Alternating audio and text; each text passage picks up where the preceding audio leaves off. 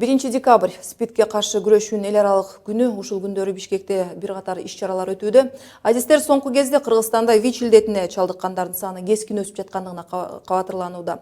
ВИЧтин жайылышы боюнча абал азыр эпидемиялык абалга жете элек, ошентсе да бир катар тобокелчиликтер бар. Ал ВИЧ барган сайын жашар жана аны жуктуруп алуу жагынан жыныстык жол алдыга озуп чыгууда.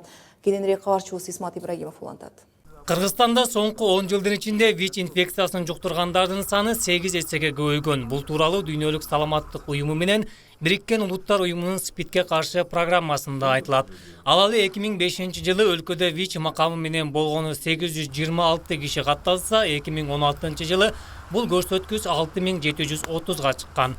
Ал эми быйыл баңгизаттуу ийне менен сайынуудан улам ВИЧке кабылгандардын саны 3223кө жетип отурат. Негизгиси, соңку кездерде айыкпас дарт берген ВИЧке кабылгандар көбүнчө илдетти жыныстык жол аркылуу жугузуп жаткандыгында.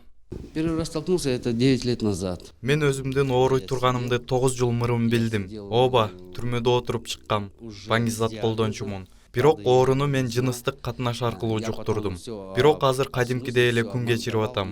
Себеби дарыларды убагында ичем. Доктор эмнени айтса ошону аткарам. Подруга, сейчас ее нет уже, конечно. Бүгүнкү күндө Кыргызстанда 8100 адам расмий түрдө ВИЧ жуктурган деп каттоодо турат. Бирок чынында илдетке кабылгандардын саны мындан алда канча көп экени айтылат. Себеби алардын баары эле өзүндө ВИЧ бар экенин биле беришпейт жана текшерүүдөн өтүүгө ашыгышпайт. Уже анализы сдавал я. Доктор мага айткан биринчи эле сөз оюндун түбүнө жеттиң деген сөз болду. Мына эми жашооң астын үстүн болот дегендей эле болду. Ал сен баңгизат экенсиң, көпкө жашабайсың деди. Вызвали вторично. Абалды оорлаштырабы деп чочулоо жараткан дагы бир маселе бул Кыргызстандагы ВИЧке кабылгандарды дарылоонун каражатын көтөрүп келген СПИД кургакчылык жана безгек боюнча глобалдык фонд акырындык менен каржылоону азайтып 2018 жылы толугу менен токтотмокчу.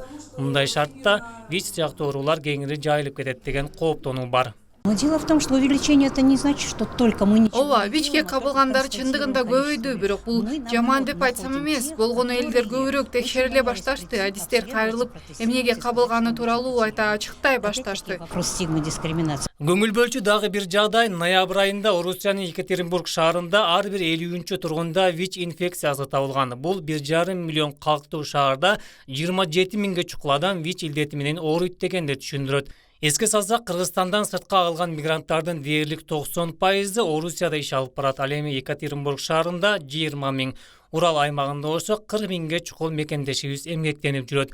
ВИЧ боюнча кооптуу абал түзүлгөн Екатеринбургда ал жактагы диаспоранын билдиришинче, кыргызстандыктардын арасында ВИЧ оорусу менен катталгандар жөнүндө азырынча маалымат жок. Ошентсе да тобокелчиликтер бар.